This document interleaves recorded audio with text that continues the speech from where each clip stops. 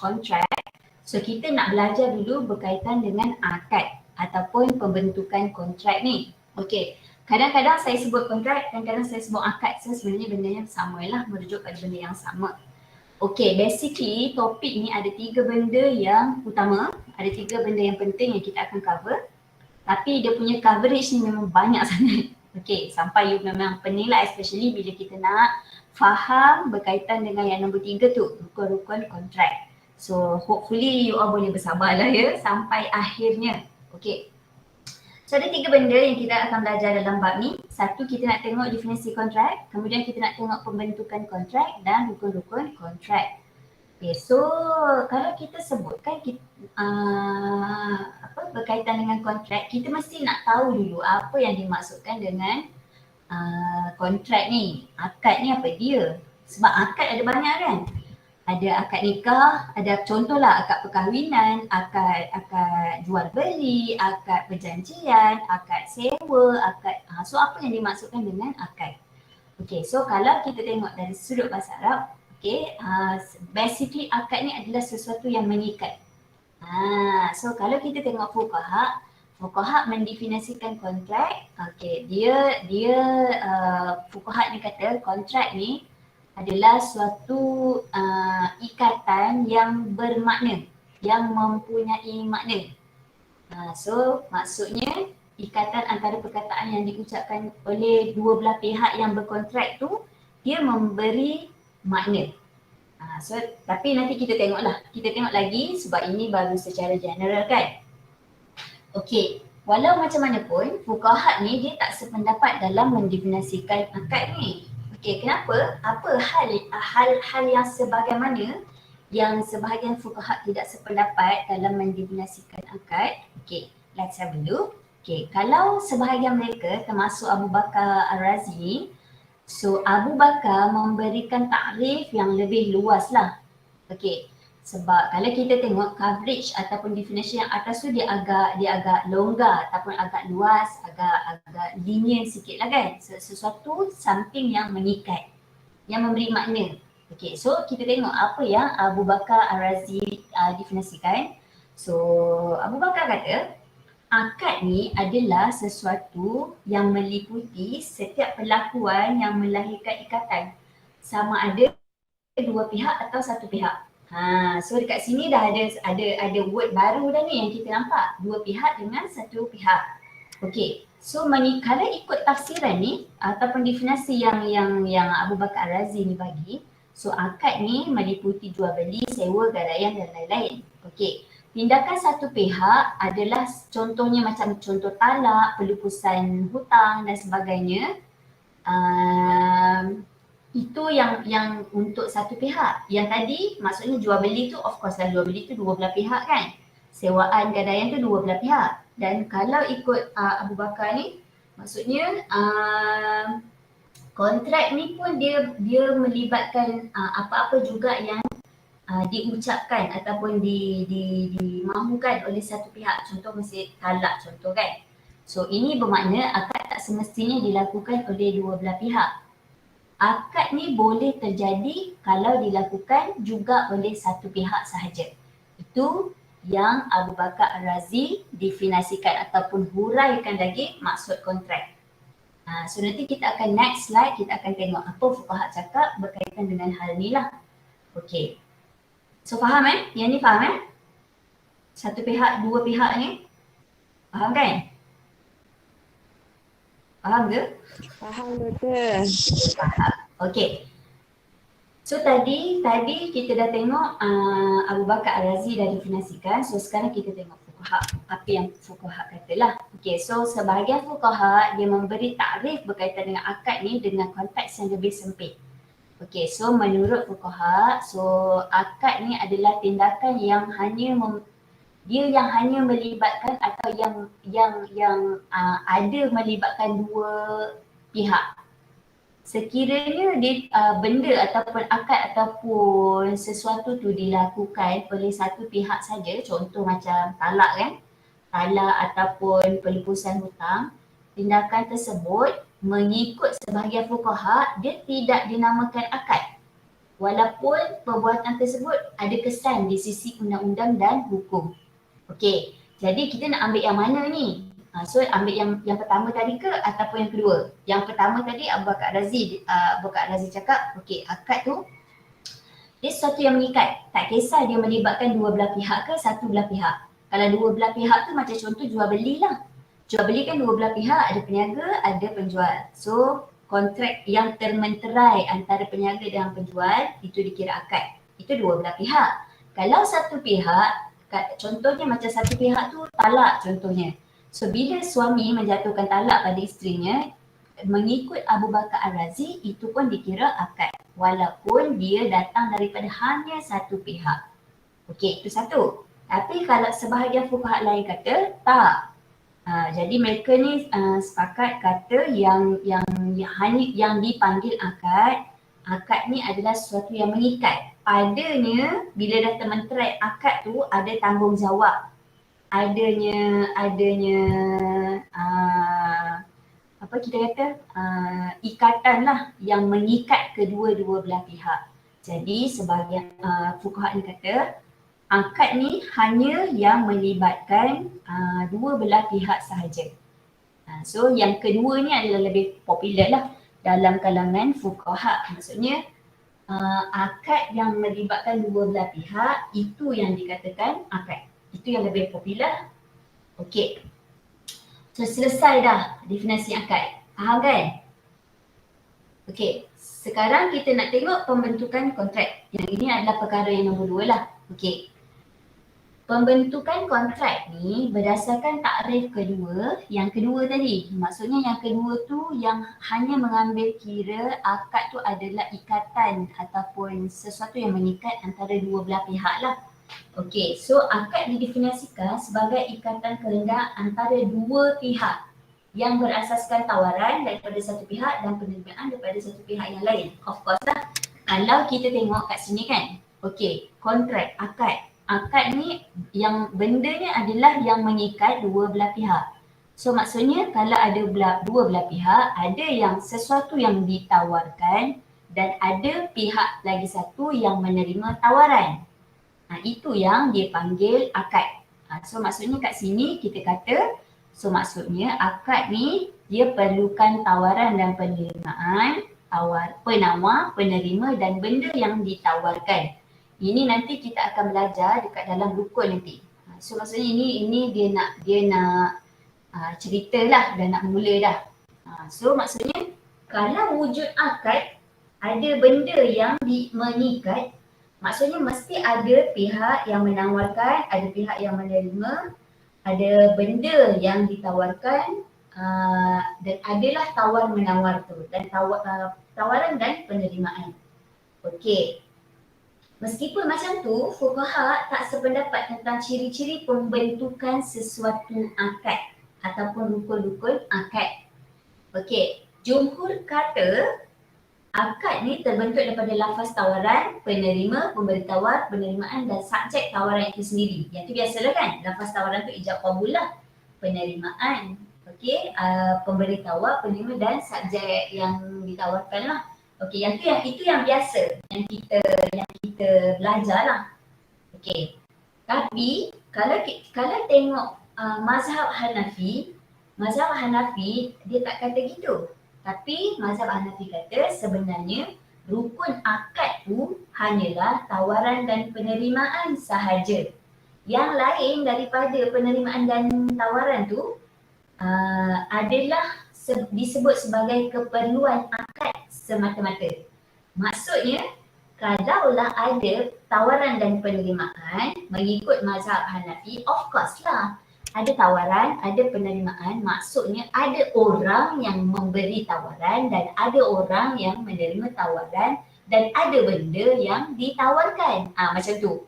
Sebab tu kalau kita tengok mazhab Hanafi kata rukun akad tu bukan seperti yang ke atas tu. Lafaz tawaran, penerimaan, pemberi tawar, penerima, subjek tawaran tak.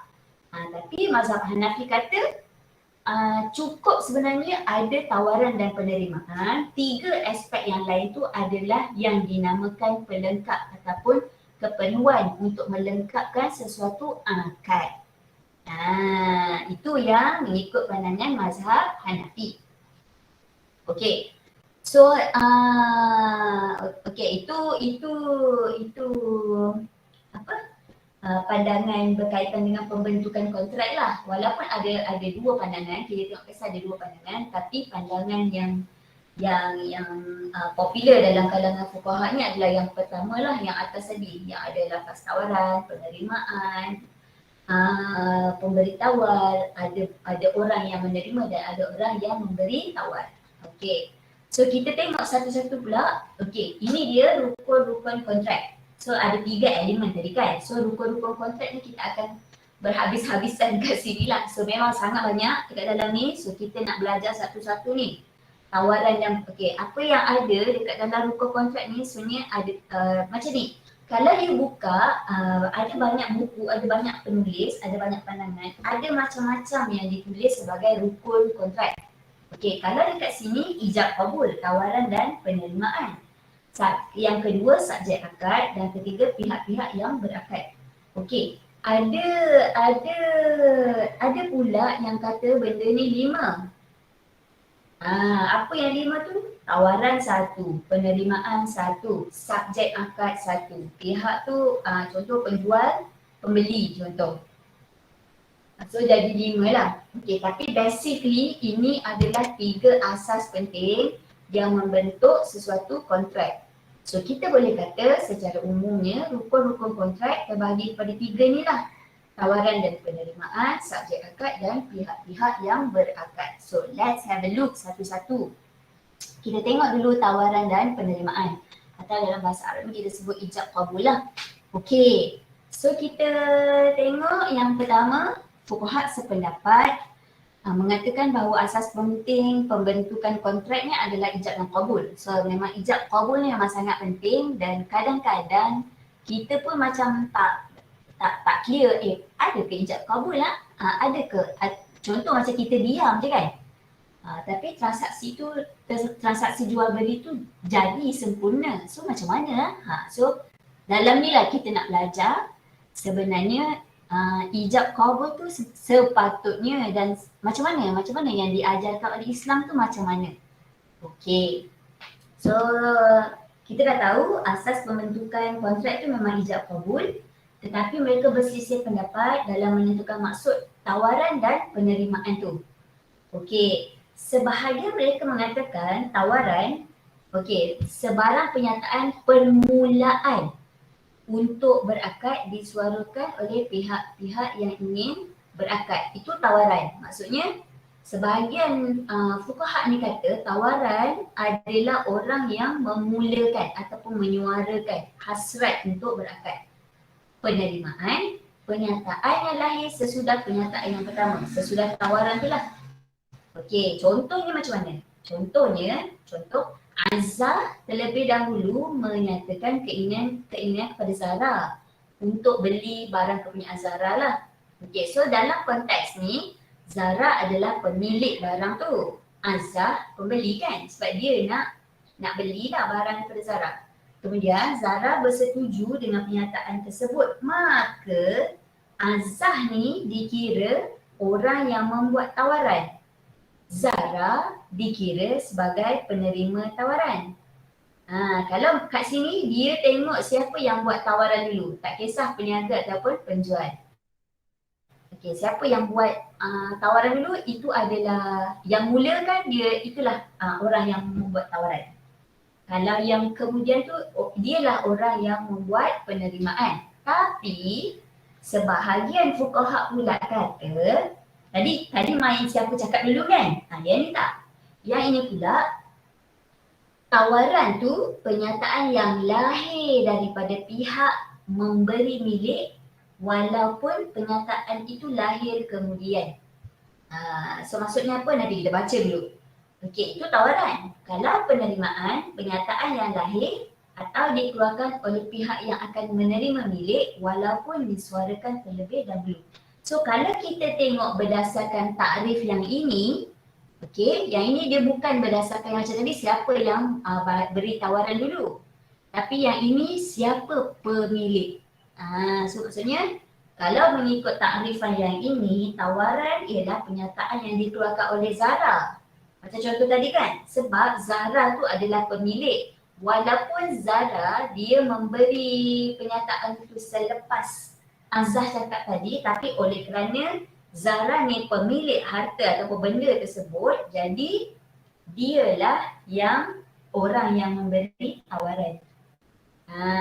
Azah pula dianggap sebagai orang yang menerima tawaran. So kalau yang tadi dia main siapa yang cakap dulu. Kalau yang ni dia tengok siapa pemilik harta tersebut.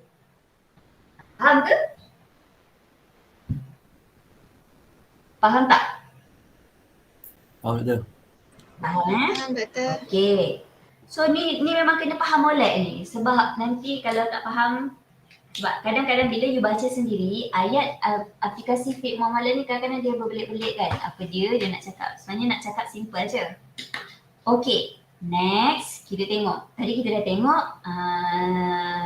kita kata tawaran dan penerimaan lah. So sekarang syarat-syarat tawaran dan penerimaan. Okey. Setiap tawaran dan penerimaan ni dia mesti jelas menggambarkan kehendak yang pihak yang hendak berkontrak. Dia tak boleh macam contohlah, you macam suka orang tu, macam tak suka. Nampak gaya macam suka tapi tak suka. Macam tu lah, dia tak boleh. Kalau nak kontrak, you mesti certain.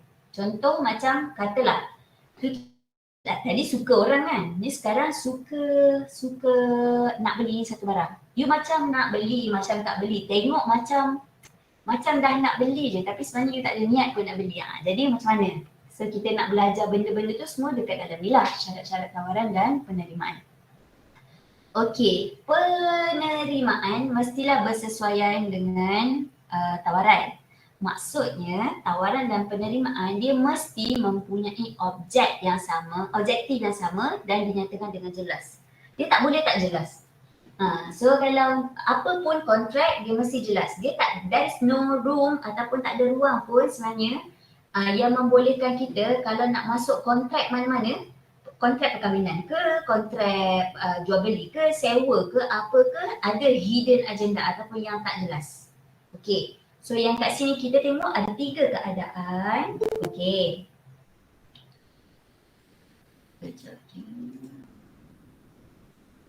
Okey, kat sini ada 3 keadaan. Okey.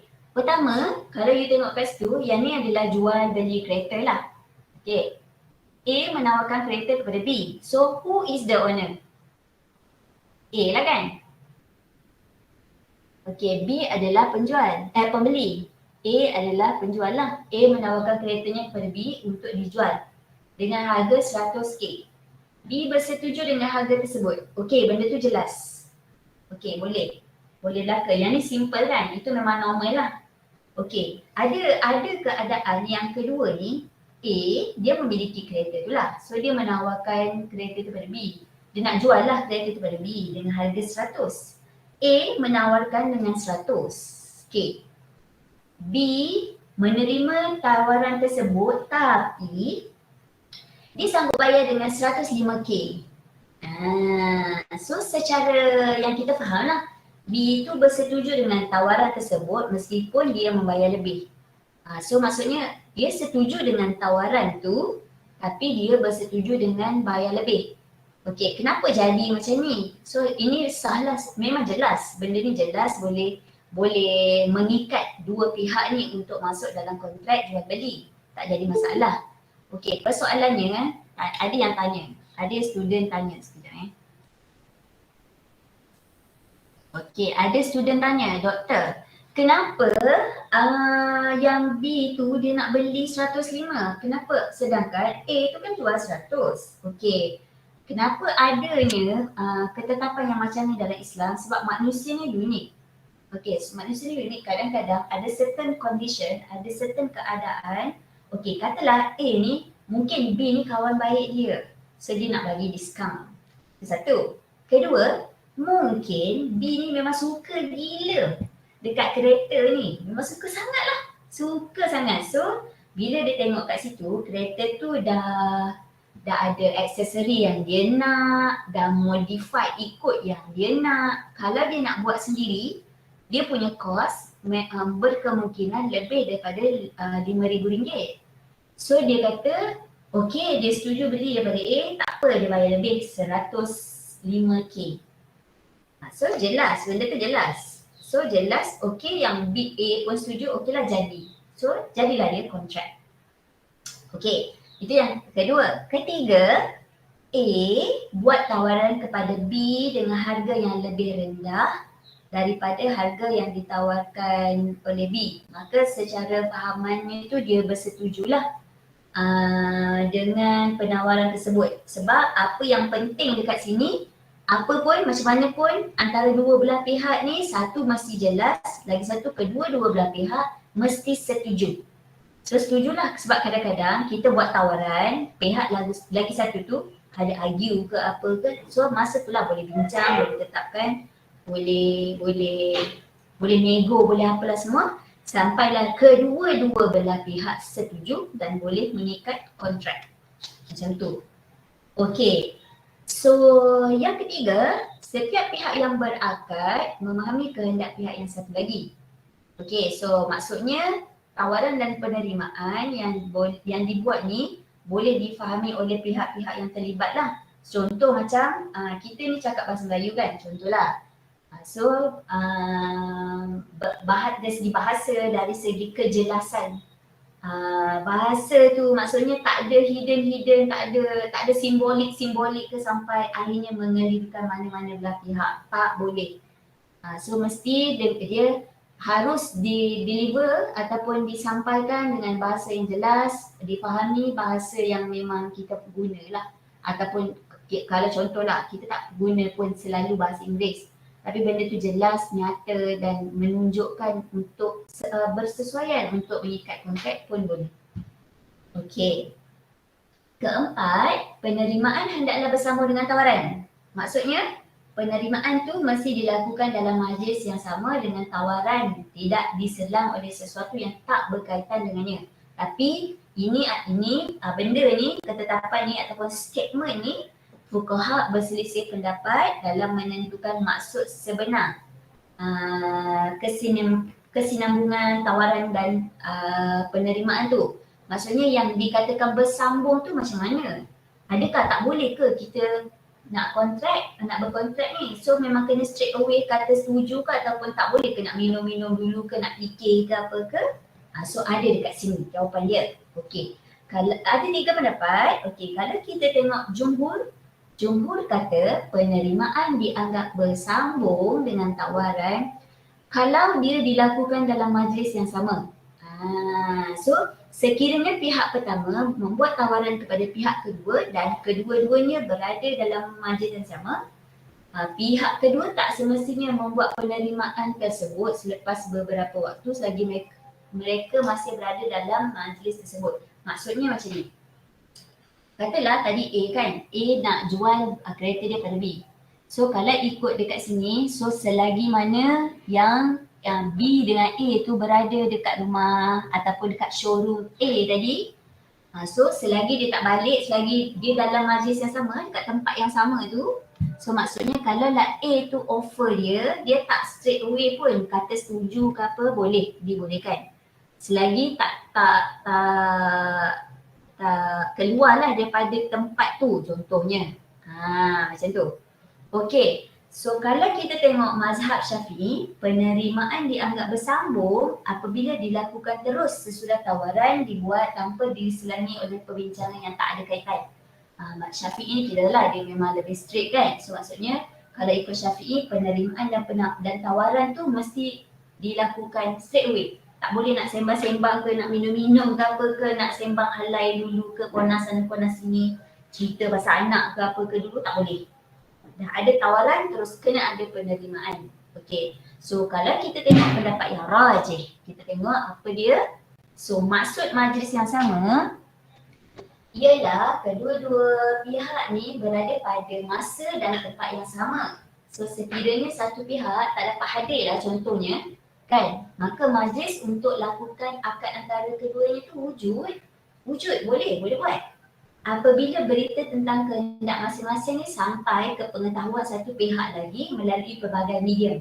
contoh surat ke telefon ke email ke. Kalau macam nowadays kan kita memang tak pergi. Contoh COVID ni kan, nak jual beli kereta, yang B tak datang pun dekat premise A. Dia tak datang buka rumah ke kat showroom ke apa ke, tapi dia tengok ataupun dia buat conversation tu melalui apa nak panggil video call contohnya. So A pun tunjukkanlah kereta tu macam mana, tengok enjin, tengok ni lah semua, ataupun melalui telefon ke apa ke, boleh. As long as benda tu yang dikatakan ni benda tu difahami, ada connection ataupun ada sambungan antara tawaran dan penerimaan. Okey. Itu tadi tawaran dan penerimaan. So sekarang ni komunikasi akad. Okey. So komunikasi akad ni sebenarnya macam mana seseorang tu kena suarakan ataupun cara dia menyuarakan kehendak tawaran dan penerimaan tu macam mana. Itu yang macam mana akad tu nak dikomunikasikan ataupun nak sampaikan akad tu, nak sampaikan hajat ataupun mengikat suatu akad tu dengan cara yang macam mana. So kalau kat sini kita tengok definisi dia.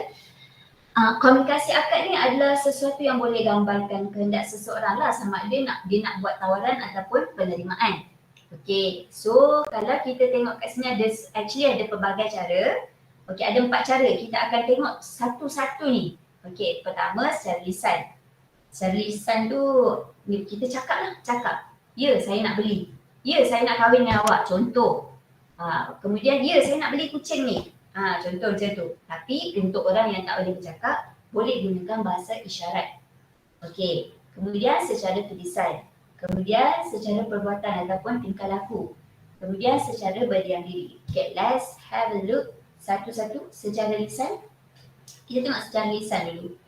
Okey, so akad dianggap wujud dan sah bila kedua-dua belah pihak mengucapkannya dengan bahasa yang dipahami.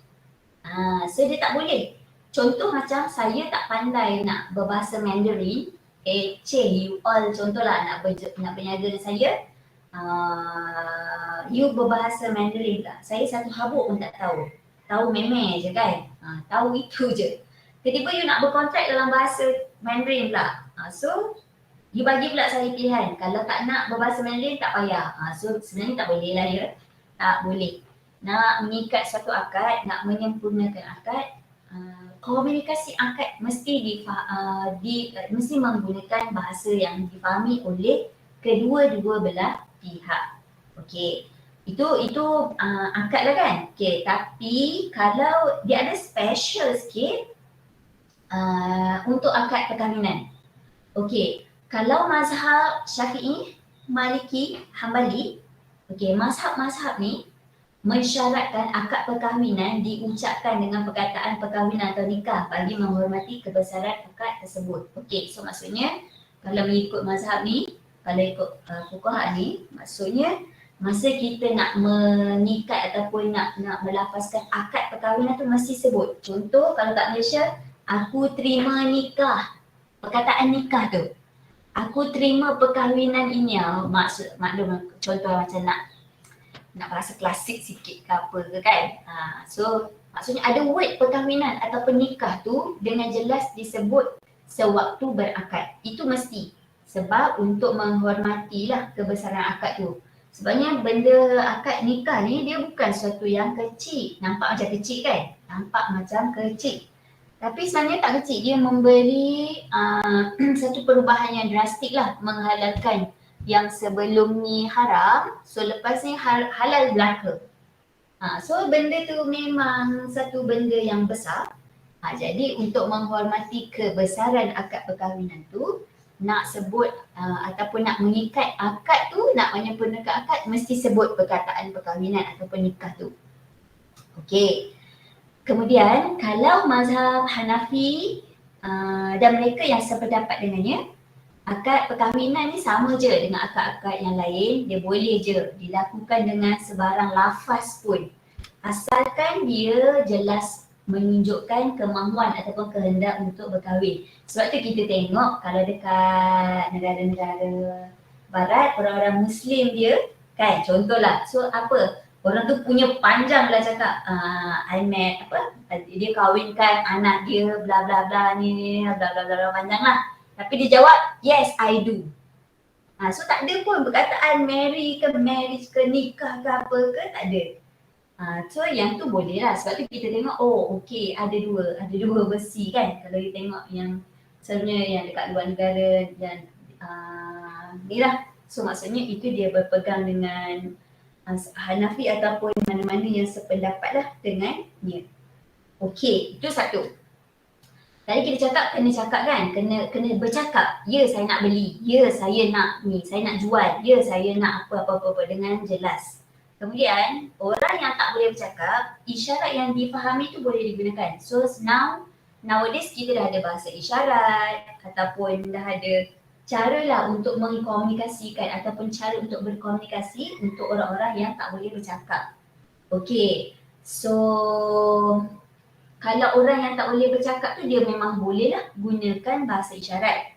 Tapi fuqaha Malikiyah, akad boleh dilakukan dengan isyarat meskipun pihak yang berakad mampu melakukannya secara lisan.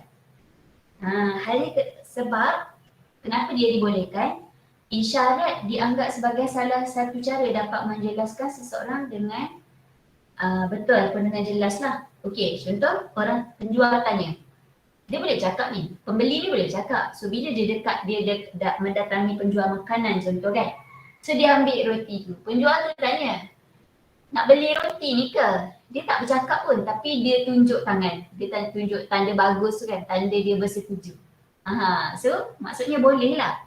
Dia dibolehkan. Sebab dengan jelas menunjukkan kemahuan dia nak beli. Okey. Itu yang secara lisan. So kita nak tengok secara tulisan. Okey. Kalau secara tulisan, boleh tulislah dalam bahasa dengan syarat ia difahami.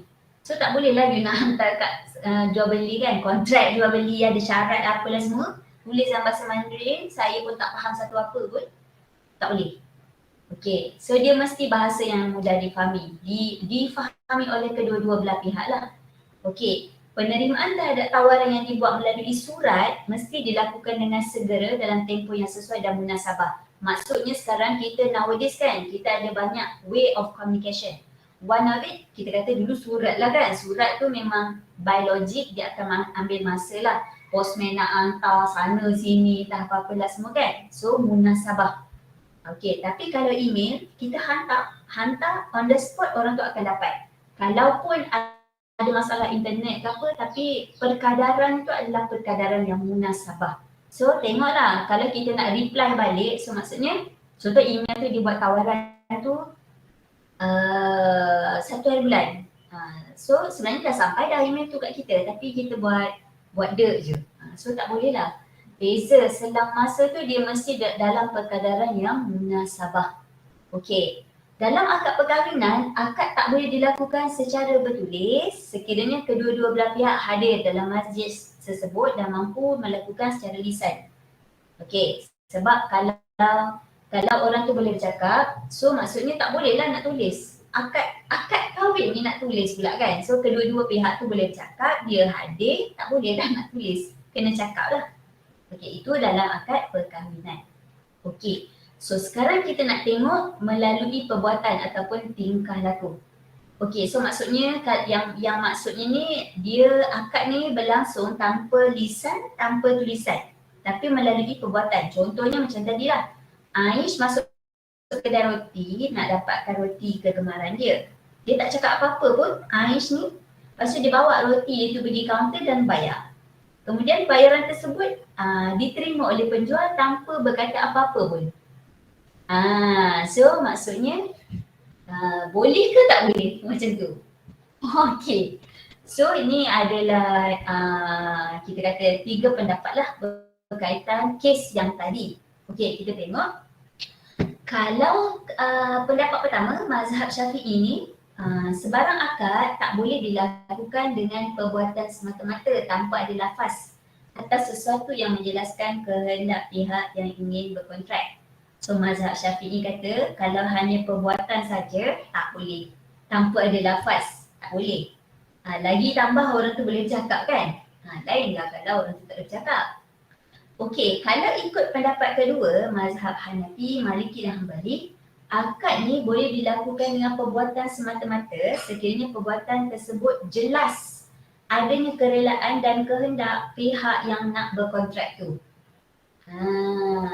Okey. So sama juga dengan Ibn Taymiyah, akad ni boleh dilakukanlah dengan apa cara sekalipun termasuk melalui perbuatan. Okey, so kalau pendapat ketiga, akad ni boleh dilakukan dengan apa cara sekalipun asalkan dia boleh menunjukkan kehendak pihak yang ingin berkontrak. So maksudnya kalau ikut Syafi'i yang tadi tu tak boleh, tapi kalau ikut yang lain yang di bawah 2 dan 3 tu dia boleh berlaku. Dan itulah yang selalu kita buat. Kita segangan lagi kalau macam saya lah. Kalau peniaga tu lelaki kan. Contohlah dia jual laksa contohnya. Saya suka laksa. Contohlah kan. Ataupun saya suka keropok lekor. So saya tak cakap pun dengan dia. Okey, contoh saya ambil je laksa tu sebungkus. Kemudian saya bayar. Katalah RM3 kan. Kemudian saya bayar. So dia pun tak tanya, dia tak cakap apa pun. So sempurna juga. Boleh. As long as memang tak ada orang pun yang memaksa saya sebagai pembeli untuk beli dan penjual pun tak ada paksa pembeli untuk membeli barang dia. Dan memang kemahuan pembeli tu untuk beli dan memang kemahuan penjual tu untuk jual. Tak ada siapa-siapa yang paksa. Okey. Itu secara perbuatan. Yang ni secara berdiam diri. Boleh juga ni. Okey. So akad dianggap sah sah apabila ada tawaran daripada satu pihak dengan cara yang positif dan terima dengan cara negatif. Dia bukan positif dengan negatif ni dalam konteks ni, dia bukan secara baik dan tak baik, bukan. Maksudnya kalau positif ni dia cakap, kalau negatif ni dia berdiam diri. So maksudnya ada orang yang menawarkan dia cakap. Lepas tu orang yang menerima tawaran dia diam je tapi dia setuju. So sah.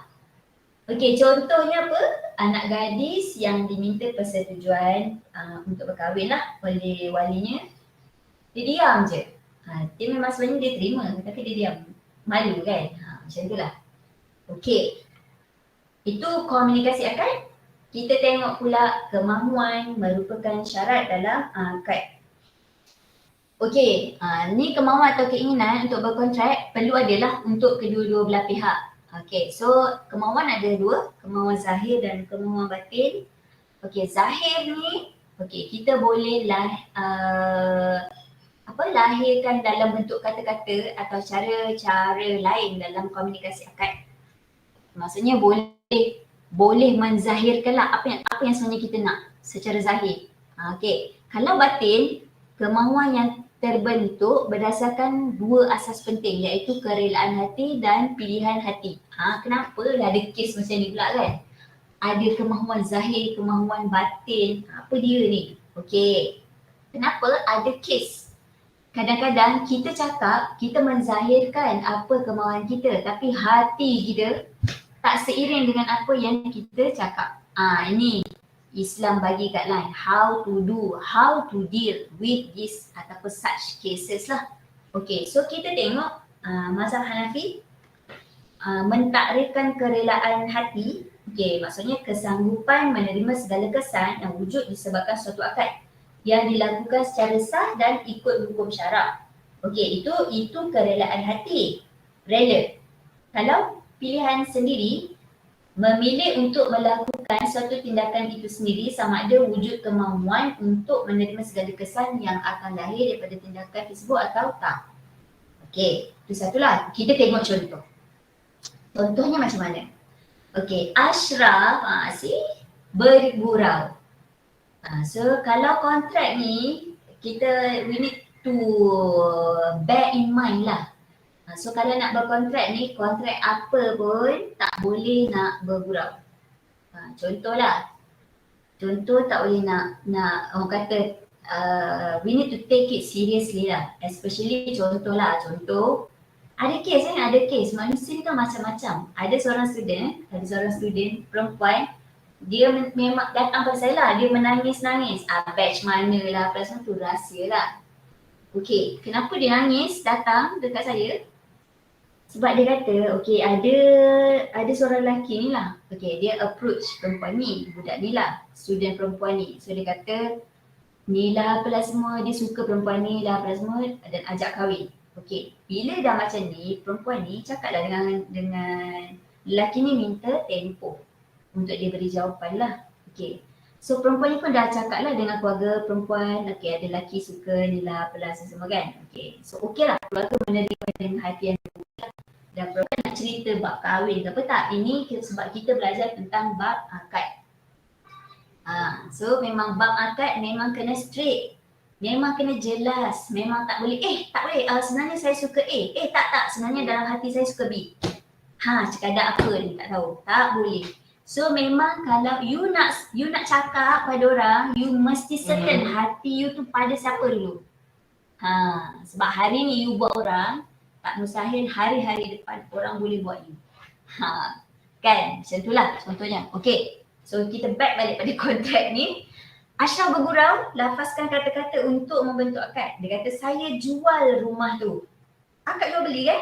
Okay, dalam keadaan ini dia dikatakan mengucapkan kata-kata dengan pilihan sendiri. Tak ada orang pun paksa dia. Tetapi dia tidak mempunyai kerelaan hati. Dia sebenarnya tak nak jual pun rumah tu. Sebab dia tak bersedia pun menerima kesan daripada kata-kata yang diucapkan tadi, iaitu pemindahan hak milik rumah secara berbayar. Maksudnya kalau macam ni dia saja cakap bergurau saya nak jual rumah tu, dalam hati dia tak ada pun sebenarnya. Sebab dia tak bersedia pun nak pertukaran kan. Bila jual beli kita tahu dia angkat pertukaran. Si pemilik harta akan memindahkan pemilikan harta tersebut kepada satu pihak yang lain dan dia akan menerima imbalan ataupun balasan ataupun bayaran lah daripada penjualan harta tersebut. Tapi dia tak bersedia pun nak menerima konsekuensesnya. So macam mana Islam bagi guideline how to solve ataupun macam mana solusi untuk kes-kes yang sebegini. Okey, so mazhab Syafi'i dia mendefinisikan kerelaan hati dan pilihan sebagai konsep yang sama bagi mazhab Syafi'i lah berbanding mazhab Hanafi, iaitu melakukan sesuatu tindakan yang boleh mewujudkan akad dengan pilihan sendiri serta bersedia untuk terima segala balasan kesan lah daripada tindakan tersebut, kesan daripada sisi syarak. So kalau jual beli, maksudnya pemindahan hak milik tu kalau memang dah masuk kontrak dan disuarakan, so maksudnya dia perlu sebenarnya bersedia lah untuk menerima kesan daripada sudut syarak. Okey, so ini bermakna tindakan yang dilakukan secara bergurau, yang kata bergurau nak jual rumah tadi dikira sah. Okey, tindakan tersebut dilakukan dengan pilihan sendiri dan tidak boleh dianggap tidak mempunyai kerelaan hati untuk terima kesan tersebut. So kalau ikut Syafi'i, dia dah cakap macam tu, so maksudnya bila ada orang yang menerima, ada pihak yang menerima tawaran tersebut, dia sah. Okey, so sambung lagi, keadaan ni biasa kalau Ashraf tu tersilap atau dipaksa. Ini dia saja mengada, tak ada kerja agaknya. So maksudnya dia cakap sendiri tanpa paksaan. So dia cakap. So kalau dia tersilap ataupun dipaksa tu dia dah lain lah dia punya pertimbangan sebab dia lakukan tawaran tersebut bukan atas pilihan sendiri. Okey, kita tengok pula fuqaha Hambali dengan Maliki sependapat dengan mazhab Syafi'i ni. Okey, seseorang yang dikatakan mempunyai kerelaan dan pilihan apabila dia melakukan sesuatu secara sukarela dan atas kemampuan sendiri serta sedia menerima segala kesan daripada pelakuannya itulah. Okey. So, perbezaan antara mereka ni adalah tentang penekanan yang harus diberikan dalam membentuk suatu akad.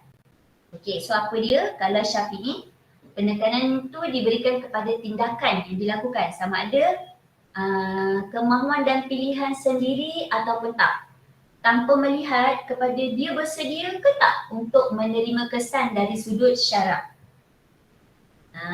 Tapi kalau pendapat yang lagi satu, penekanan tu diberikan kepada kesediaan pelaku berkenaan untuk menerima kesan daripada tindakan dia lah. Dia yang buat tawaran tapi dia tak terima, dia tak bersedia, dia tak ada kerelaan hati untuk menerima kesan di sisi syarak tu. Kalau jual beli tadi, kesan jual beli, pemindahan milik lah, pertukaran milik.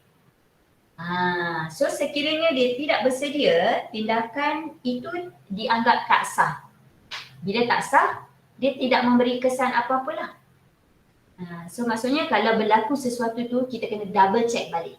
So maksudnya dia tu memang nak jual ke macam mana ke? Sebab tu kalau dalam transaksi, dalam akad, dalam apa-apa lah.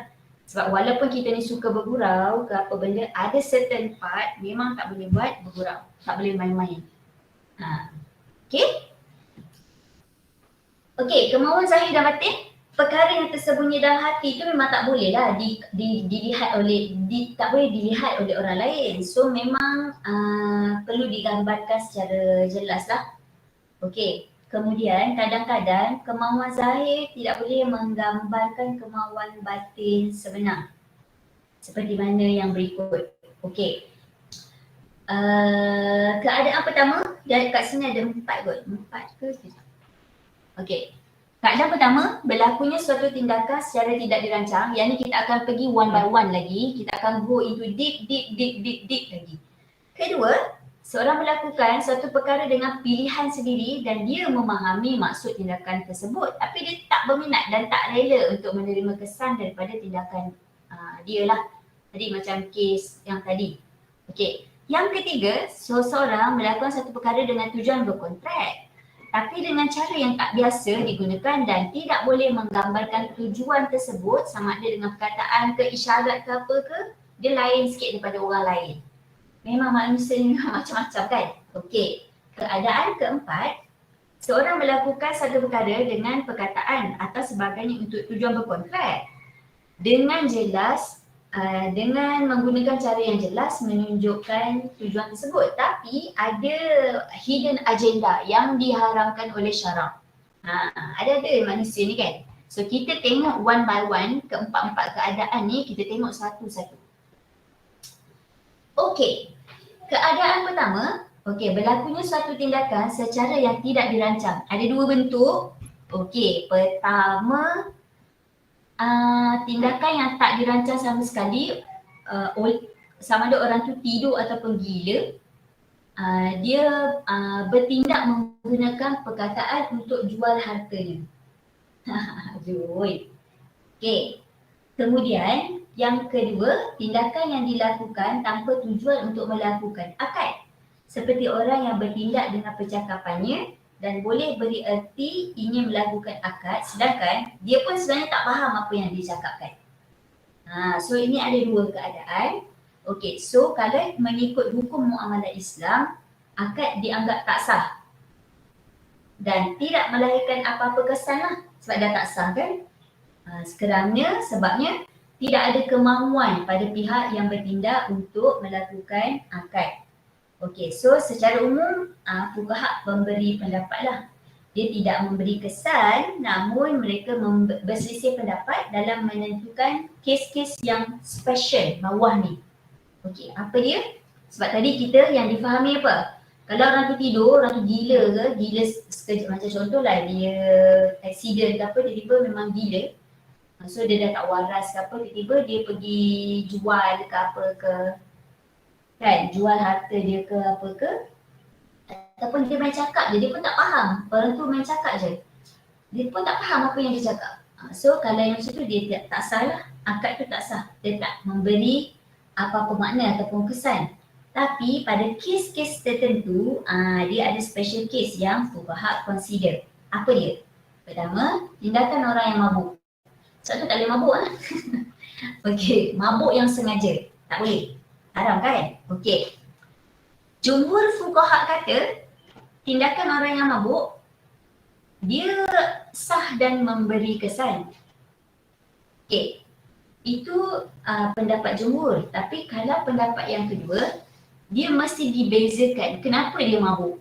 Kalau mabuk oleh kerana sebab yang tidak dibenarkan oleh syarak, contohnya dia saja ambil arak, mabuk.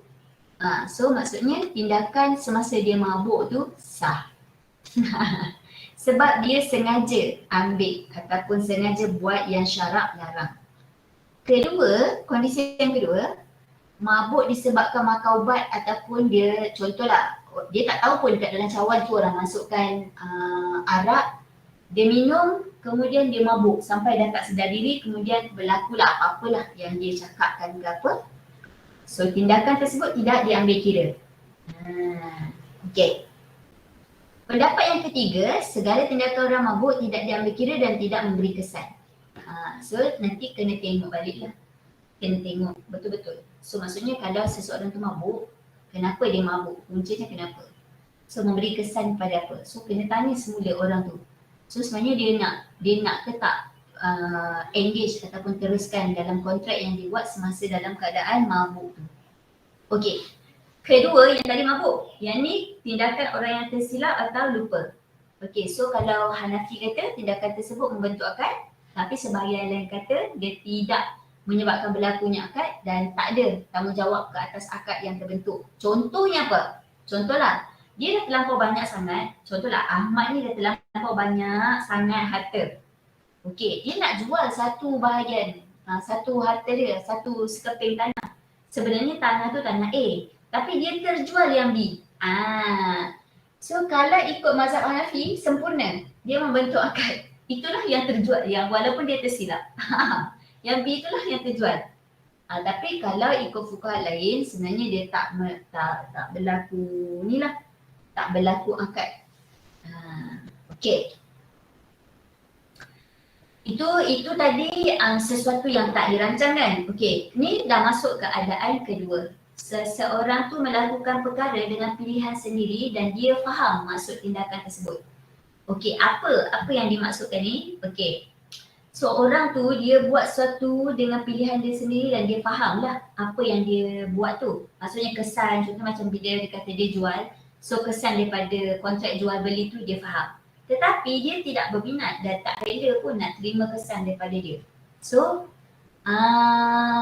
kadang-kadang benda ni jadi, pertama tadi kan yang kita bagi contoh tadi, dia bergurau atau dia dipaksa atau kadang-kadang dia sebenarnya dia buat macam tu sekadar nak menunjuk-nunjuk saja. Betapa uniknya manusia ni kan. Okey, so kalau kita tengok perbezaan pendapat fuqaha tu adalah terhadap kes-kes yang sebegini. Okey, kalau untuk tindakan bergurau, okey, Hanafi, Hambali dan kebanyakan mazhab Maliki kata tindakan bergurau ni dia tak sah. Bila tak sah, dia tidak boleh menyebabkan berlakunya akad lah. Kecuali ada 5 benda. Apa dia? Perkahwinan, perceraian, rujuk, sumpah dan memerdekakan hamba. Benda yang 5 ni walaupun dibuat secara bergurau mengikut mazhab-mazhab yang saya sebut ke atas tadi, dia sah. So kalau yang lain tu inilah tak sah. Okey. Kalau ikut mazhab Hanafi, tindakan tersebut fasid. Kalau ikut Syafi'i, sah dan boleh bentuk akad tanpa ada pengecualian pada jenis-jenis tindakan sama ada menyentuh hak Allah ataupun manusia. Okey. Itu tadi bergurau. Okey, untuk orang yang dipaksa, so mazhab Hanafi kata tindakan dianggap dengan pilihan dan tindakan itu dianggap berlaku dengan pilihan dan kemauan hati. Jadi kalau dengan kerelaan hati, so akad boleh terbentuklah. Tapi kalau sebab dia tidak mempunyai niat pun untuk berakad ataupun dia tak rela ke, maka akad tersebut adalah fasid. Bila fasid, dia tidak memberi apa-apa kesan ataupun tak adalah pemindahan milik ke apa ke, dari segi syarak tu tak ada. Tapi 5 jenis akad dianggap sah walaupun dia dipaksa. Dan tadilah 5 akad tadi, perkahwinan, cerai, memerdekakan hamba, apalah semua. Okey. Tapi kalau kita tengok mazhab selain Hanafi, kalau untuk orang yang dipaksa, tindakan tersebut tak sah dan tak ada kesan. Okey. Keadaan ketiga. Okey, seseorang tu melakukan satu perkara dengan tujuan berkontrak tapi dengan cara yang tak biasa digunakan untuk menggambarkan tujuan tersebut. Sama ada dengan perkataan ke, dengan isyarat ke ataupun apa-apa. Contohnya, okey, seseorang tu dia niat, dia mempunyai niat untuk berakad menggunakan lafaz hibah ataupun sedekah untuk tujuan jual beli dan perkahwinan. Apa dia tadi kan? Contohnya apa? Contoh manusia ni memang pelik-pelik kan? So kalau kita belajar usul fiqh, aplikasi fiqh muamalat, selalu macam gelak-gelak. Macam sebab apa? Sebab kadang-kadang ada ketetapan tu kita pun macam heran kan? Ada juga orang macam ni kan? Okay, contohnya apa? Dia nak masuk, dia nak buat kontrak jual beli. Tapi jual beli, bila kita faham jual beli, dia ada kesan dari segi syarak. Kesannya apa? Pemindahan pemilikan. So daripada asal, contoh kalau saya penjual, ada kesan. Bila saya jual, pemilikan tu bukan lagi pada saya, tapi dipindahkan kepada pembeli. Pembeli harus membayar sesuatu imbalan, bayaran lah kepada saya. So saya dapat duit. Pemilikan pindah kepada pembeli. Tapi bila dia dekat sini dia nak menjual tapi dia kata dia hibah. Aduhlah, dia menghibahkan. Dia kata dia menghibahkan harta ataupun rumah tersebut kepada B, kepada pembeli. Kalau hibah dia bagi, kan? Dia bagi hibah, hadiah. So maksudnya kalau hibah dia tak ada timbalan, tak ada pembayaran daripada si penerima. Sedangkan pemilik harta tu dia sebenarnya nak menjual tapi dia guna lafaz hibah. Memang pelik lah kan? Okey. Kemudian untuk yang sedekah ni, perkahwinan, okey, perkahwinan ni memang satu kontrak yang kita kata kontrak perkahwinan ni antara dua manusia, lelaki dan perempuan yang sebelum ni memang haram, semua haram.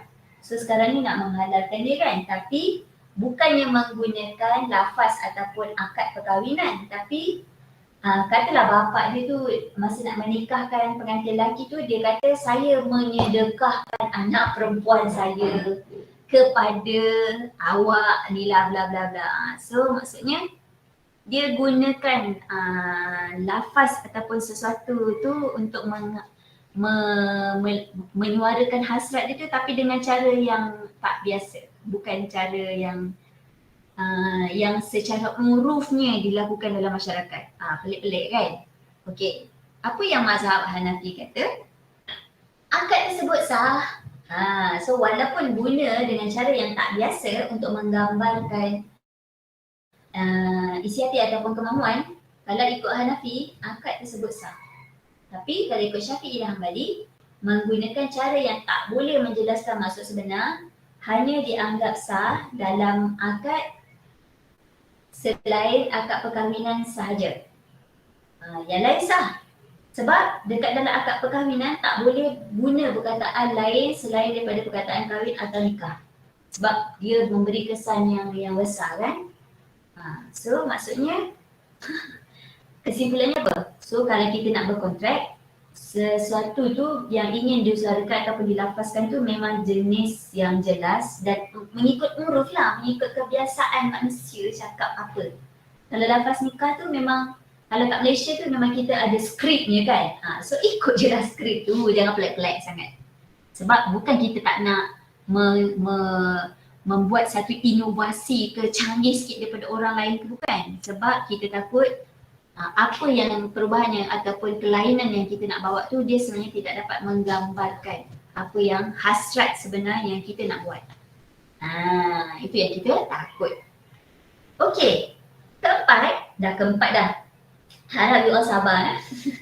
Okey, keempat, seorang buat satu perkara, semua jelas, menunjukkan hasrat hati dia, kemahuan lah, plus semua. Tapi dia buat ada hidden agenda, yang hidden agenda tu diharamkan pula oleh syarak. Okey, contohnya apa? Menjual buah anggur kepada penjuara. Ini biasalah, saya tak perlu nak nak huraikan lagi. Ataupun berkahwin dengan perempuan yang dah bercerai 3 kali, semata-mata nak membolehkan perempuan tersebut balik pada suami yang pertama lah, yang asal tadi. Okey, So ini adalah pandangan fuqaha, pandangan berkaitan dengan isu ni lah. Okey, so pandangan fuqaha, akad yang dilakukan dengan motif yang berbeza daripada niat adalah sah. Maksudnya mereka menentukan kesahihan suatu kontrak berdasarkan niat ataupun kemahuan zahir. Apa yang terzahir tu memang dapat dilihat dengan dapat dilihat dan dinilai. Yang zahir saja kan, yang kita dapat tahu, yang dalam hati orang kita tak tahu. Justeru sebab tu kemahuan zahir tu menjadi fokus lah. Okey, tapi kalau ikut Syafi'i, akad tu sah berdasarkan zahirnya. Tapi sekiranya motif tu terbukti sebenarnya ada hidden agenda, so akad jual beli tu akan terbatal lah. Ataupun akad perkahwinan tu terbatal. Kemudian kalau kita tengok fuqaha, akad yang dilakukan dengan niat yang tak baik dianggap tak sah walaupun cara pelaksanaannya secara zahir tu betul. So memang kalau kita nak buat sesuatu tu memang suppose tak ada benda-benda yang hidden. Especially benda-benda yang hidden tu diharamkan oleh syarak. Okay, so tadi kita dah tengok tawaran dan penerimaan. Sekarang kita nak tengok subjek akad ataupun bendanya lah, ainnya ataupun barangnya ataupun perkhidmatan yang nak dikontrakkan tu. Okay, so ada syarat-syarat yang dikenakan lah untuk subjek akad. Okay, subjek akad tu dia mestilah sesuatu yang tak bercanggah dengan kehendak akad. Maksudnya dia bukanlah benda yang benda-benda ataupun barang-barang yang diharamkan oleh syarak seperti bangkai, arak, babi. So dia tak boleh menjadi subject matter lah. Okey. Kemudian subjek perlu wujud lah. Perlu wujud sebab tu akad dilakukan. Walaupun macam tu, fuqaha ni berselisih pendapat. Okey, berkaitan dengan kewujudan. Mesti wujud. Suatu yang nak diangkatkan tu ataupun subject matter tu mesti wujud. Fuqaha sebenarnya berselisih pendapat. Okey. Fuqaha ni mereka sependapat sesuatu yang dianggap mustahil kewujudannya memang tidak boleh dijadikan subjek akad. Okey, contoh rumah yang dah terbakar kan, so memang tak ada dah benda itu. So memang tak bolehlah jadi subjek akad. So tak bolehlah menyewakan sesuatu yang dah tak ada benda ni. So dah terbakar rumah tu, ataupun nak jual rumah tu tapi rumahnya dah terbakar, tak bolehlah. Dia mesti ada wujud benda tu. Okey. Punca pencanggahan tu ada pada benda yang dah dijadikan subjek akad berbentuk material. Okey, so sebahagian fuqaha kata sekiranya benda yang dah dikontrak berbentuk material, maka syarat ini diwajibkan dalam semua akad. Sama ada akad yang ada balasan atau akad sukarela, kecuali pada akad jual salam lah. Okey, ini maksudnya sesuatu yang tak ada pada waktu akad dilakukan, dia tak boleh dijadikan subjek akad. Okey, sebab akad yang dibuat akan memberi kesan hukum kan pada benda yang dijadikan subjek akad. Contoh, maksudnya apa kat sini? So maksudnya kalau kita kata subjek akad adalah benda yang nak diangkatkan kan. So maksudnya dia mesti ada untuk maksudnya pemindahan. So daripada A kepada B. So ambil benda tu. Okay, contohlah macam lembu contohnya kan, kita beli lembu. So lembu tu sekarang berpindah milik daripada A kepada B contoh. Jadi benda yang tak ada tak boleh dijadikan subjek akad. Contohnya menjual anak binatang yang masih dalam kandungan ibu dia. Sebab kita tak tahu kan dah sampai stage mana kesempurnaan anak lembu tadi yang dekat dalam kandungan. So adakah dia ada ke kaki, ada ke ekor, adakah ekor dia panjang, apalah, so kita tak, secara zahir tu kita tak nampak lagi. Okey. Kemudian di saat dia dilahirkan, adakah dia hidup? So kalau kita dah beli, tiba-tiba mati, rugilah kan. So sebab tu kita tak nak benda-benda macam tu yang kita kata nak menutup benda-benda yang tak baik ni. Sebab tu adanya undang-undang ataupun ajaran Islam yang sebegini. Okey, kalau kita tengok fuqaha yang selain Maliki, sesuatu yang tidak ada pada waktu akad dilakukan boleh dijadikan subjek akad dengan syarat dia berbentuk sukarela. Contoh, orang yang nak menghibahkan atau mewakafkan sesuatu. Masa dia cakap tu benda tu tak ada. Tak wujud, tak ada lah bendanya di situ. Tapi bendanya tu ada di tempat lain. So maksudnya boleh dijadikan subjek akad. Kalau hambali, sesuatu tak boleh dijadikan subjek akad dengan syarat pihak tu mampu mengadakannya selepas kontrak dibuat. Okey, sebab mungkin masa tu tak ada tapi boleh diadakan. Tidak mustahil diadakan. Okey, tak ada unsur gharar dan pihak yang terlibat mampu menyerahkanlah benda yang dikontrakkan tu. Walaupun masa dia berangkat tu tak ada. Okey, ada atau tidak subjek kontrak tidak penting dan tidak menjadi syarat sebenarnya. Okey, contoh justeru akad sewa, akad seperti sewa jual beli buah yang masih belum masak adalah sah dan tidak gharar. Gharar ni kan kita faham kan uncertainty. So kalau ada gharar dalam akad jual beli tu maksudnya ketidakmampuan pihak yang nak berkontrak tu menyerahkan subjek akad. Okey, so maksudnya kalau kita tengok kat sini kenapa buah yang ada student tanya kan. Okey, kenapa buah yang belum masak dia boleh jadi subjek akad?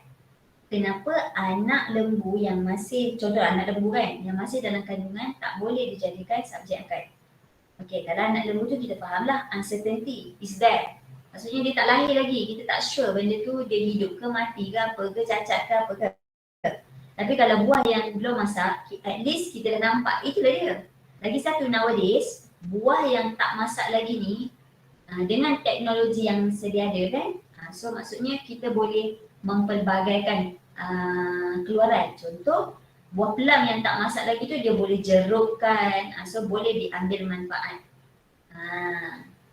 So sebab tu dia boleh, dia tak ada, tidak dikira sebagai gharar. Okey.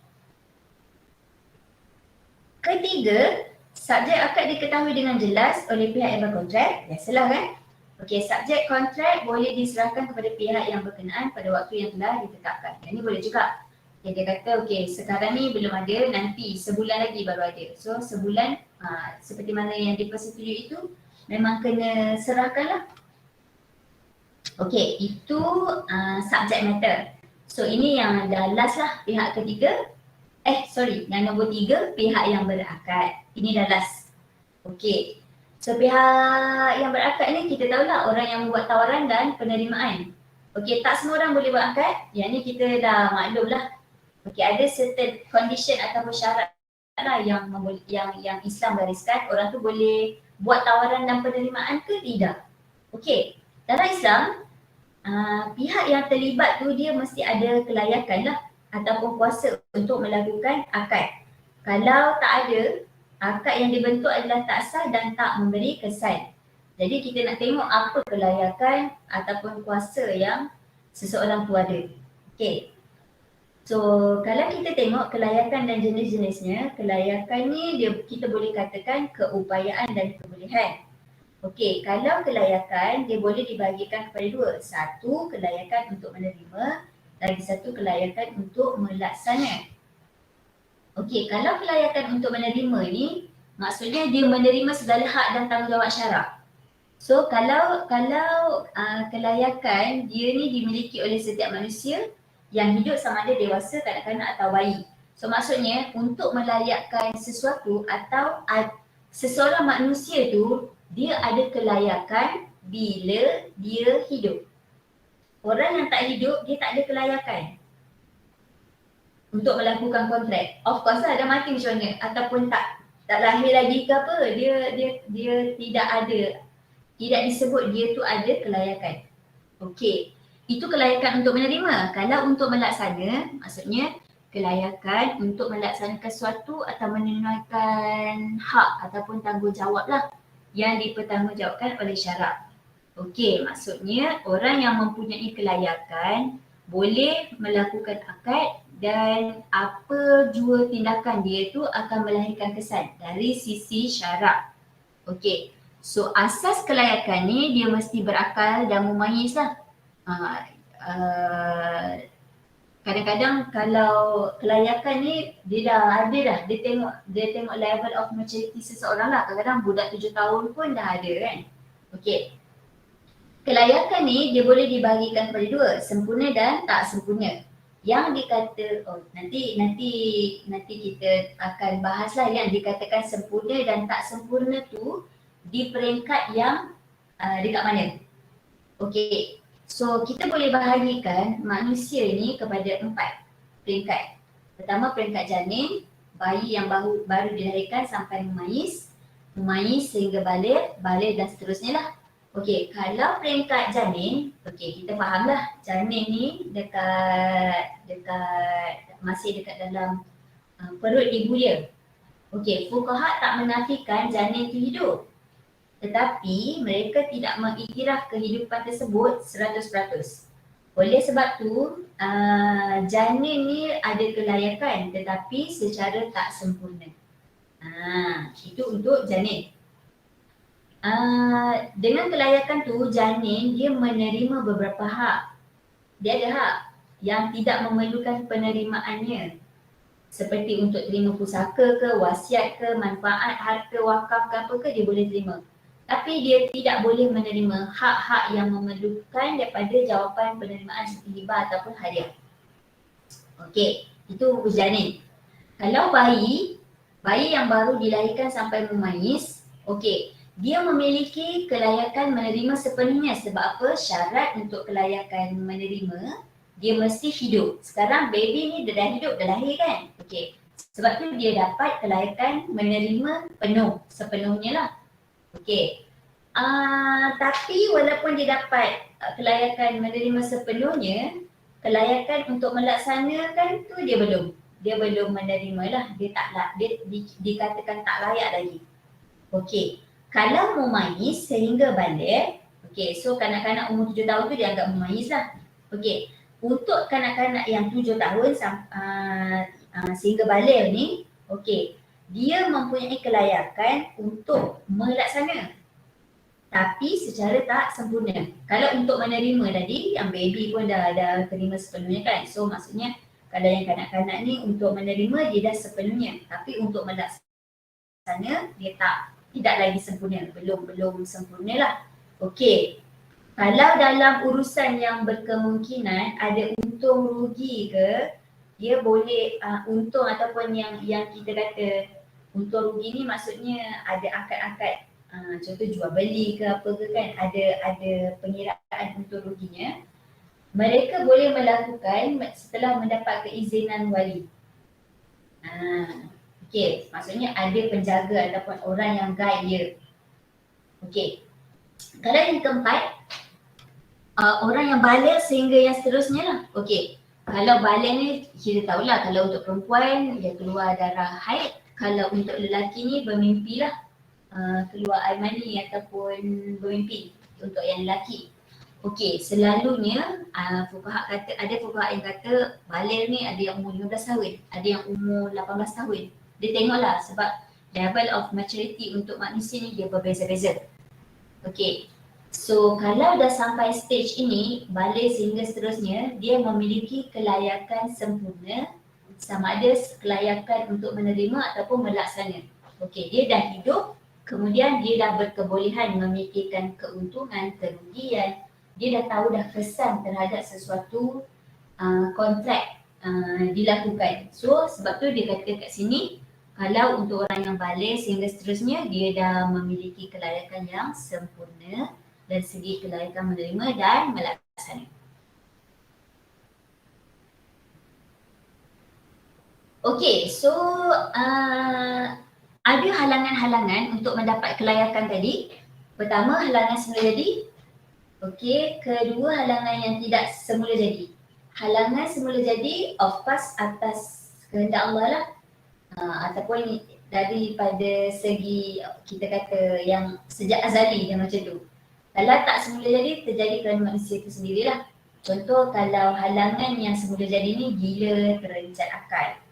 Okey, so kalau untuk orang yang gila, tegahan ke atas orang yang gila ni, untuk melakukan ataupun untuk mendapat kelayakan sama ada mengurus ni, dia bermula bila orang tu mula menjadi gila. Okey, kalau terancak akal ni dia sebenarnya terancak akal ni sejenis penyakit tau. Penyakit akal yang menyebabkan orang tu dia kurang daya faham dia cakap dia pun jadi tak betul, dia dah tak tahu dah nak urus diri, tu. Okey, kalau terancak akal ni dia boleh dibahagikan kepada dua, satu serius, satu tak serius. Okey, kalau tidak serius ni, dia masih memiliki kelayakan untuk melaksana secara tak sempurna seperti kanak-kanak yang memais. So segala kewajipan ataupun hak mesti dilaksanakan lah, seperti solat, puasa dia kena buat. Tapi oleh sebab dia kita kata dah jadi terancak akal ni kan, dia tidak wajib lah, asalnya dia kena kan. So bila dah jadi terancak akal ni dia tak wajib buat, tidak wajib dilakukan.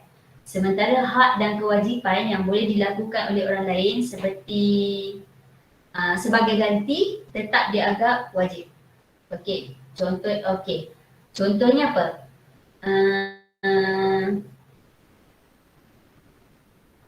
Kalau contoh macam orang lain merosakkan harta dia, orang ni terancak akal, so orang tu kena gantilah walaupun dia tu terancak akal. Okey, untuk urusan yang menghasilkan keuntungan sah boleh buat, tapi yang menghasilkan kerugian tak sah kalau dia buat. Okey, urusan yang berkemungkinan menghasilkan untung atau rugi dia boleh buat, tapi perlu mendapatkan keizinan ataupun supervision lah daripada wali ataupun penjaga dia terlebih dahulu.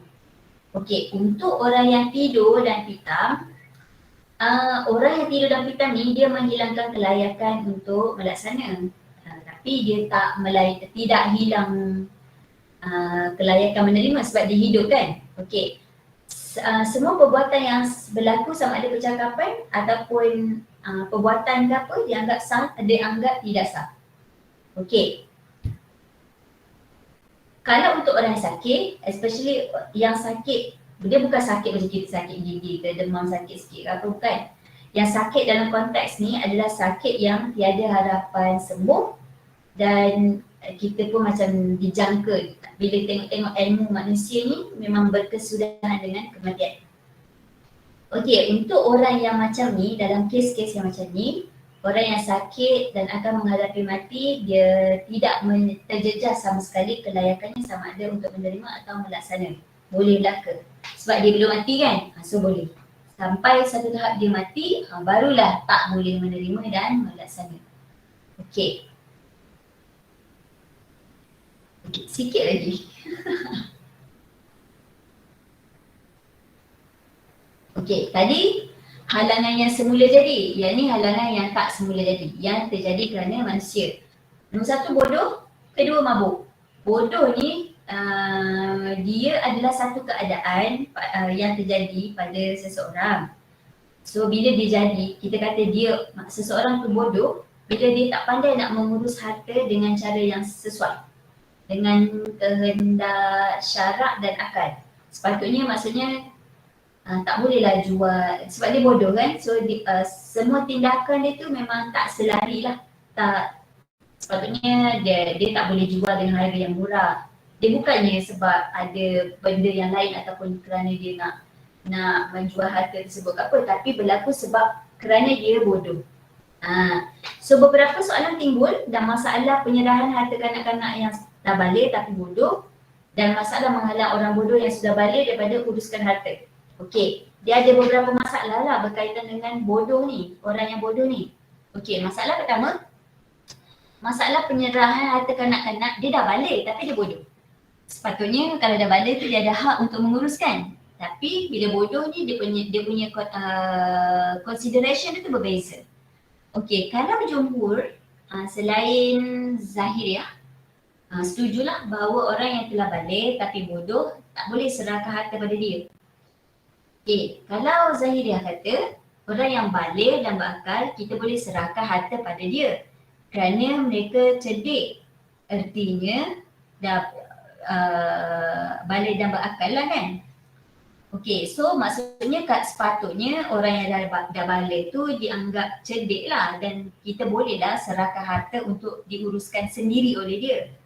Tapi jumhur fuqaha sebaliknya berpendapat cerdik ni artinya bijak dan pandai urus harta.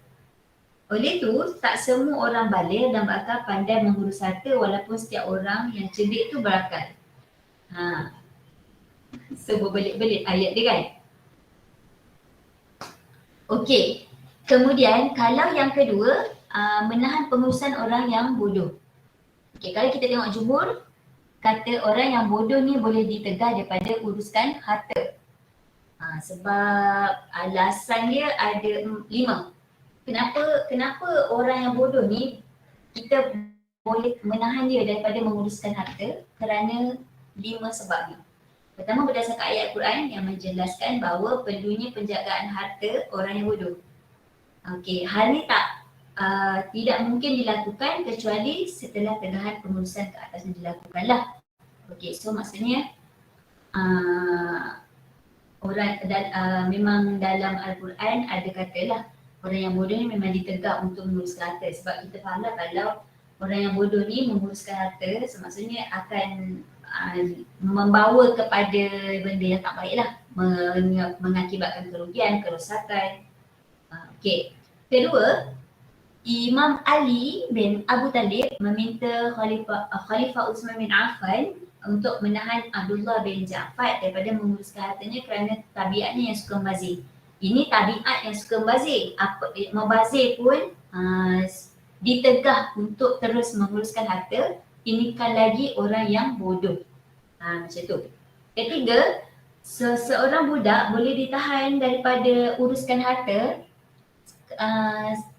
kalau ada kemungkinan dia membazir, maka orang bodoh maka orang yang bodoh lebih dibolehkan kerana kemungkinan tersebut jelas ada padanya.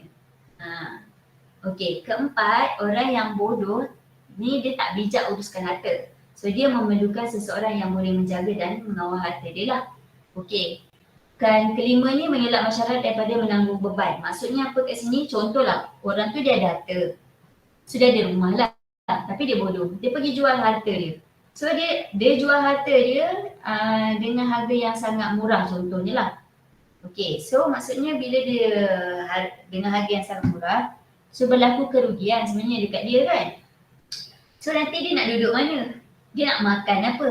So bukankah dia tu nanti menjadi beban lah kepada masyarakat. Sebab tu orang yang bodoh sepatutnya memang pengurusan harta tu tidak diberikan pada dia. Okey, kita tengok lagi. Meskipun begitu, Abu Hanifah dan Zahiriyah mempunyai pandangan yang berbeza lah. Okey, pada pandangan mereka, tindakan menahan orang bodoh daripada uruskan harta ni sepatutnya tak boleh dilakukan. Sebabnya apa? Tadi alasannya yang 5 tadilah kan? Okey, yang ni alasannya orang yang bodoh ni termasuk dalam golongan yang dituntut melaksanakan kewajipan syarak. Okey, tuntutan berdasarkan kelayakan yang ada pada seseorang iaitu baligh dan bakat. Okey, kedua-dua sifat ni ada pada orang bodoh. Maka dia layaklah untuk melaksanakan dan segala perkataan seperti akad nikah, cerai dan seumpamanya lah ataupun apa-apa kontrak lah yang dia nak masuk adalah sah. So dia juga layak dipertanggungjawabkan dengan kesalahan yang dia buat. So maksudnya dalam aspek yang lain macam nikah, cerai apa semua dia boleh buat. So kenapa kita nak halang dia untuk menguruskan harta dia walaupun dia bodoh? Okay, itu satu. Kedua, apabila manusia sudah baligh dan berakal, dia tu dianggap memiliki kelayakan dan peribadi yang sempurna. So tindakan penahanan ke atasnya berarti menghapuskan nilai kemuliaan dan kemanusiaan. Okey, itu kedua. Ketiga, terdapat riwayat ada seorang lelaki dia telah melakukan urusan jual beli hartanya dengan cara yang selalu merugikan. Lalu keluarganya memohon ataupun minta Rasulullah supaya bertindaklah menghalang daripada uruskan harta dia. Tapi Rasulullah tak buat. Dia tak menghalang lelaki tu daripada terus uruskan harta. So maksudnya berdasarkan 3 alasan ni, Abu Hanifah dan Zahiriyah percaya bahawa seseorang yang bodoh tu sepatutnya tidak dihalang daripada terus meneruskan harta dia. Okay, so ini last slide. I know that everyone memang dah penat sangat. Okay, ini last, mabuk. Okay, so mabuk yang diharuskan seperti dipaksa, terpaksa atau kerana tidak mengetahui ada bahan-bahan yang memabukkan dimasukkan ke dalam makanan ataupun minuman dia. So untuk orang yang mabuk, tindakan, semua tindakan yang terjadi ataupun pengikatan kontrak ke apa semua tu tidak sah dan tak melahirkan apa-apa kesan dari segi undang-undang dan hukum. Tapi kalau dia mabuk ni oleh mabuk yang diharamkan, saja minum arak sampai mabuk. Inilah sehingga mabuk kan. Maksudnya ambil arak tu kan diharamkan oleh Islam kan. So tapi dia ambil arak dan akhirnya mabuk. So sesetengah fuqaha mengatakan sah dan sebahagian yang lain mengatakan tak sah. Ini yang kita dah discuss sebelum ni lah. Okay. So far, ada apa-apa soalan? Doktor, saya ada soalan. Okay. Kalau kita buat jual beli dengan orang bukan Islam, perlu kepada akad dan sah ke jual beli tu? Akad ni dia macam ni tau. Okay, sesuatu dia bukan agama ataupun pegangan seseorang tu yang menjadi sandaran untuk penyempurnaan suatu akad. Tapi dia maksudnya ada kapasiti. Contoh macam tadi kan, macam kalau kita tengok pembentukan akad ni kan ada 3. Satu tawaran, ijab kabul tadi. Kemudian subjek matter dia kan, benda yang nak diangkatkan. Kemudian kita kata orang yang buat tawaran dengan orang yang menerima tawaran. Okay, so maksudnya kalau dari situ dia tak jadi masalah pun kita nak berakad dengan orang yang bukan Islam. Tapi dia memenuhi semua rukun-rukun akad tu. So contoh kalau rukun jual beli tu, maksudnya ada sempurna.